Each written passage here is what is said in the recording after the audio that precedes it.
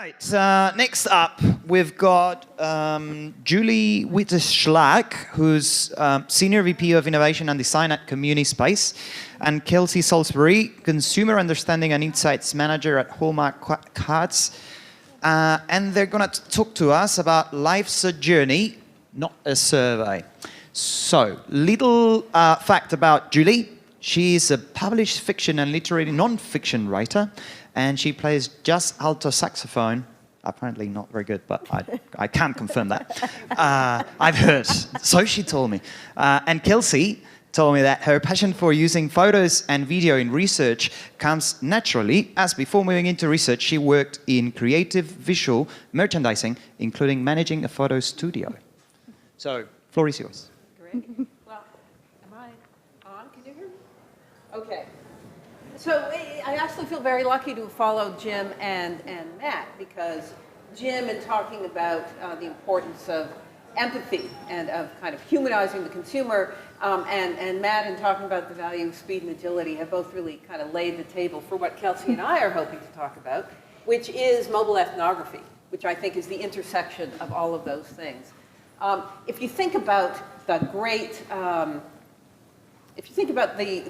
great innovations in recent time, many of them are rooted in ethnography. They're rooted in the sort of up-close, personal, very intensive, very immersive, following people around, observing their daily rituals, their routines, their challenges, their frustrations, their workarounds. And out of that close, careful, and really empathetic observation, has come masking tape and, the stand-up toothpaste tube and all kinds of things. So it's the challenge with traditional ethnography is first that it's very labor-intensive and time-consuming, and thus expensive and not terribly scalable when done by professional ethnographers. The good news is that we are now in an era of selfie sticks and cell phones and Fitbits and the quantified self, and everybody is chronicling their meals and their friends and their caloric intake and their sex lives and their music listening habits. And so we are really in a position where people can have the tools to be their own ethnographers. And so the question is, should they be? So I think having done, over probably 800 or so mobile ethnography projects and digital qualitative projects with members of our private online communities over the years, I can unequivocally say, yes. Yes, you should be doing that kind of work. But so what I want to focus on is how do you best design a digital ethnography project, given some of the challenges associated with it, tell you a few stories, and then hand off to Kelsy to really talk about, once you've done that work, how do you use it within your organization? How do you really propagate it and drive business impact with it? So again, the good news is that we're kind of in an era where, for many people, it's like if you haven't taken a picture of it, it hasn't happened. Ethnography is that kind of embedded in people's own daily routines, which means it's a great tool for capturing occasions and rituals. Nobody wants to, as Kelsy said in an email exchange, nobody wants to take a survey on Christmas Eve. Right? Nobody wants to take a survey at their kid's birthday party. But actually chronicling that event, as you see here from one of our Hallmark communities where people are showing how they prepare for their kids' birthday parties, that kind of chronicling of the event has an intrinsic benefit. It actually becomes a part of the ritual, which is a real benefit. So I think in many respects the bigger challenge is, how do you do ethnography when you're trying to capture sort of the much more ordinary, less special, sort of quotidian, daily routines of life. Two techniques that we've learned are effective is relying on sensory triggers or on emotional triggers to get people to sort of be in the moment, then step outside of the moment to capture it. So what you're looking at here is content submitted from a project we did to understand the power of scent in people's lives. So we just asked women in our community, a subgroup of women, to use our mobile ethnography app and to, over the course of a week, capture via audio, image, video, text, any combination thereof, the scents in their daily lives that made them feel good. This was for a client that was working on a new line of antiperspirants, what was so great about this project is that what we got was, freshly painted birdhouses and freshly mown grass and kids playing with Play-Doh. We got all kinds of scents that fell far outside of the traditional kind of repertoire of scents you would associate with personal care products. More importantly, we got this underlying insight about the power of scent to take you somewhere else in time or in place. And it was that insight that led to the development of this new sub-brand.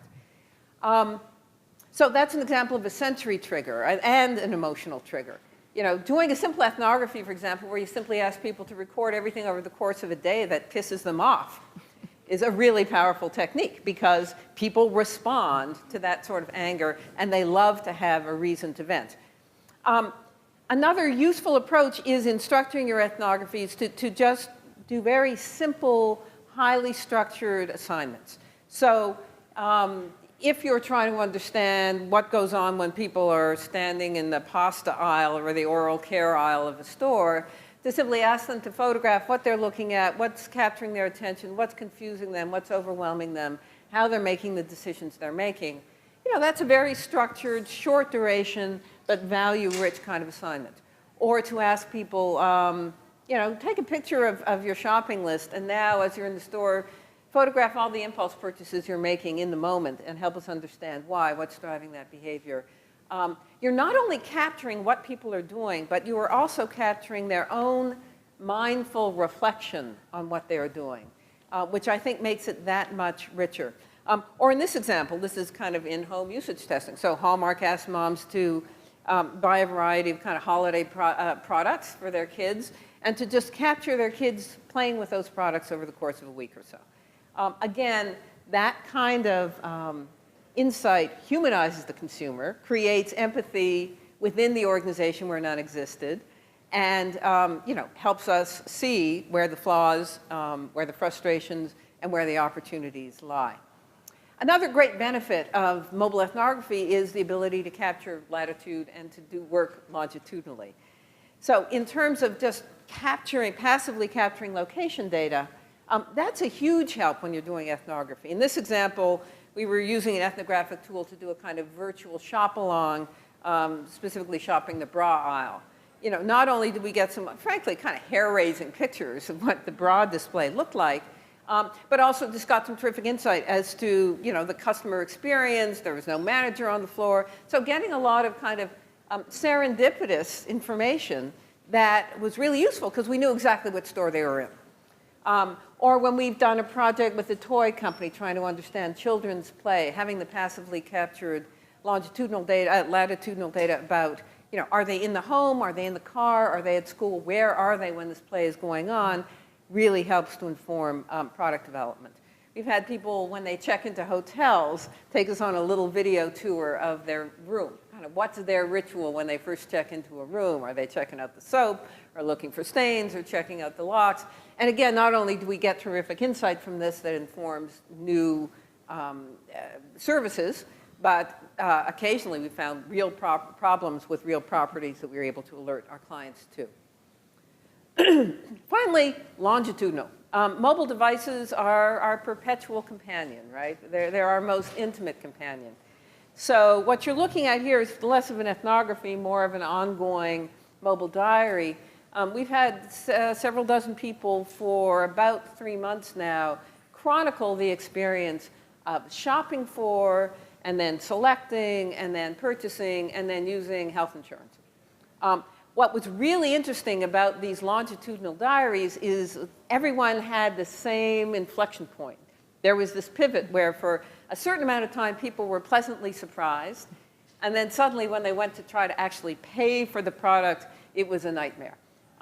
So again, this surfaced a real customer experience problem for this client who actually ended up going to a different bill paying provider as a way of addressing that.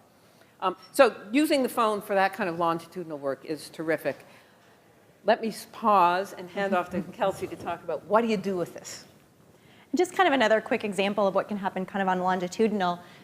From Hallmark, one of the things we've done on all those special occasions, so Valentine's Day, Easter, show us your Mother's Day, she's letting us in her home on every one of those special occasions. And this is one of our moms on our community, Ginny I, and she's actually participated in every single one of these. So we have a really deep understanding of what's happening in the home of someone who loves celebrating and loves being with her family and what that's like. And that can be a really powerful story within the company. I think what's really great coming out of mobile ethnography is that it really kind of adds that depth and that humanity to kind of the headlines or the quant data. So if we think about the recession and economics, and we've got kind of all the headlines. There's plenty of secondary studies we can pull to tell all of our senior leaders and to tell all of our teams about the impact of the economy. But at the end of the day, they're still kind of sitting in their own position and saying, well, I'm a consumer too, so I can just judge by my own situation. And sometimes that's not always true. So that's where I think it's really important that we're actually listening to the consumer instead of doing, I guess, me search instead of research. How do we get people to think about what's really her perspective? And sometimes that one powerful story can mean more than those headlines or that kind of one data point. So this is Brittany W.'s story. My daughter's birthday was on February 1st, and since rent was due, I was not able to buy her a gift or let her have a party that she wanted. She had to settle for a Happy Meal from McDonald's. That kind of just touches your heart, right? For most employees at Hallmark that I work with doing product development, they're not deciding whether or not to have their kid's birthday based on what day of the week it is compared to when their check comes in and when rent's due. That's not the situation of the employees making product at Hallmark. So this is important for us to think about. How do we make this a successful birthday for Brittany and her daughter? What is that situation? I think the other thing I really find great about the mobile ethnography are kind of candor and complexity. So this is kind of a day in the life where we kind of asked our moms about, just tell us about a typical day, and the candor we get from that. So this particular mom, you can't really tell, but at the top part, she's talking about everything in her day. She's talking about the importance of making those healthy meals. She's talking about CrossFit. She is going to CrossFit. This is a big part of her day. She is doing a serious exercise workout. And on the way home, she stops at Dunkin Donuts to get all of these lovely donuts, right?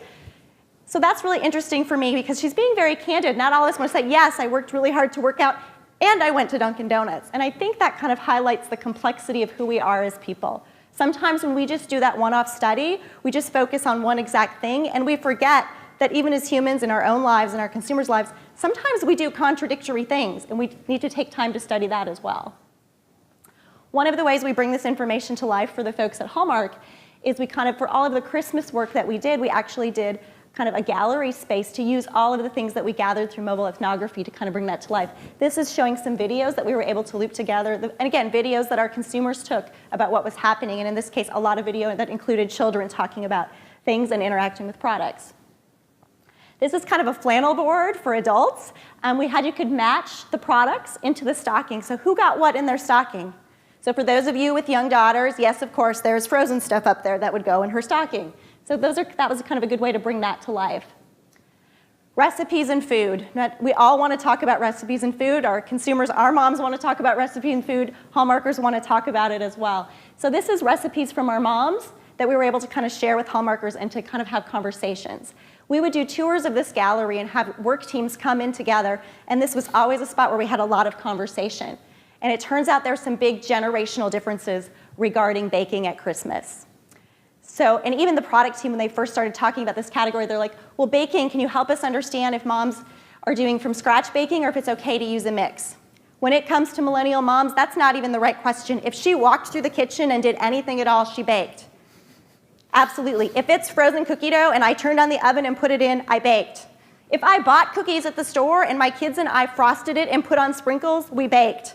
A perfect recipe from a millennial mom probably has 2 ingredients you mix together. Maybe I put it in the oven, maybe that's all I did.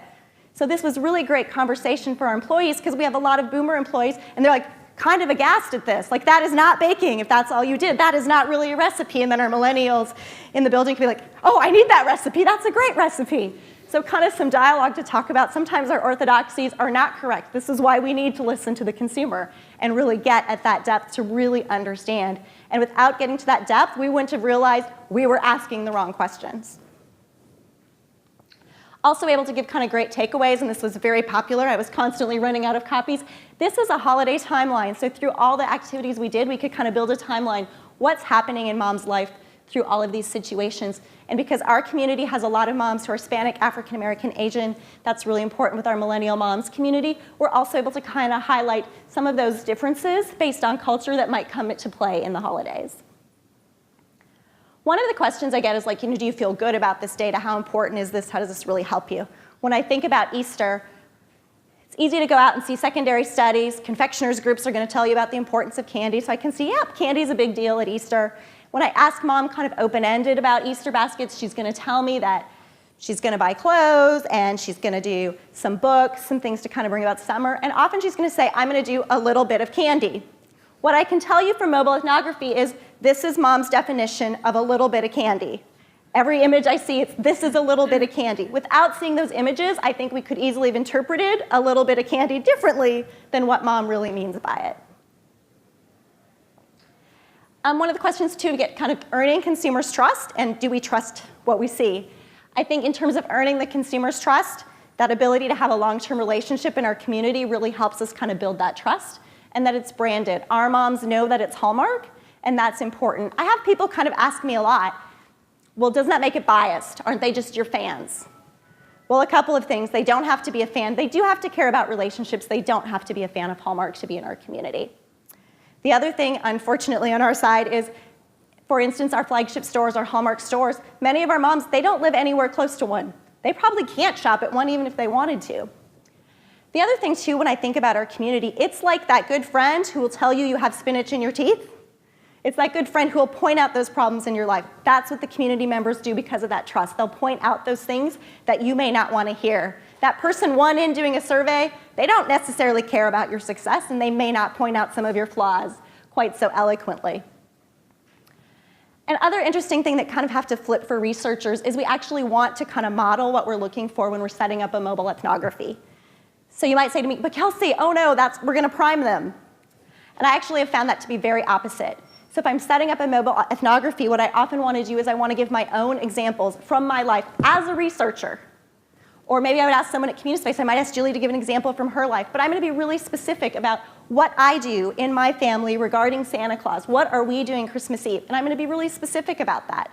And when moms hear that and they know that that's authentic, they're not going to copy what I did. They know that that's what Kelsy did. That's not what they did. And then it gives them an opportunity to go deep about what they did in their lives. In terms of testing your interpretations, I'm constantly triangulating. So I'm looking at secondary sources. I'm looking at quant data that I have from other places. I'm looking at other qualitative data. And I'm kind of amazed again and again that this does all add up and make it really rich. I can't tell you, I work primarily in seasons, how many times I'll hear about, oh, there's a great seasonal study about Hispanics, and I'll listen at the end. I'm like, my moms had already told me all of that. I already knew that. Yay for me. And then closing the loop and getting back with your consumers is really helpful. So we kind of let the moms know what we did as a result of the things that they told us. And that, again, kind of makes that loop. It's communication, so that dialogue back and forth keeps them engaged as well. So I guess what you've hopefully picked up on is this thread of intimacy and relationship beneath all of this work. I mean, I don't want to dismiss the value of social media mining and particularly image mining. I think there's a whole lot to be learned from what's publicly available. But I also think that when we're asking that, we've had people take us into the changing room while they're trying on jeans or bras. We've had people take pictures of their used sanitary pads and talk with us about the problems and challenges with that. People are not going to spontaneously do that. You need to earn the right to ask people to do that. And that, I think, is a function of relationship. The only other thing I'd say is it's also what's great about mobile ethnography is that you can draw other eyes into the project. So it's not necessarily even just you and the consumer. If we're asking people to record, do a food diary or a shopping diary, chances are they're going to sort of show you all the healthy stuff. But if you then say, okay, now have your spouse or your kid comment on what you've just reported, then you really get the truth. So, and I think mobile ethnography and relationships sort of enable you to make those kinds of requests. So with that, let's stop and take your questions. All right. Well, thank you very much. Let's give them a hand. Okay, we've got time for one question. Is there anyone over here that has a question? Hands up. Well, I've got one. Do you think there is any benefit in doing these mobile ethnography versus, on mobile versus doing it with an online community? How would you? Well, again, I mean, I think the benefit of using mobile devices is the portability, the immediacy, and the intimacy. I mean, your whole lives are on there. And so even in some cases, you may not be taking a picture in the moment, but uploading something from your gallery, which you can more easily do from your phone. I think using the online community where you've got a long-term relationship as a launching pad for that is great, because that's where you establish the relationship that earns you the right to ask. Kelsey, would you? And I'd agree, for those intimate situations, or in my case, a lot of those kind of special holidays, her mobile phone's already with her for those. She may not necessarily have the computer on, but she can maybe get to that later. But the phone really is what kind of makes sense for the in-the-moment part, but they can go hand in hand, certainly. Very good. Well, thank you very much. Thank you. Let's give them another hand.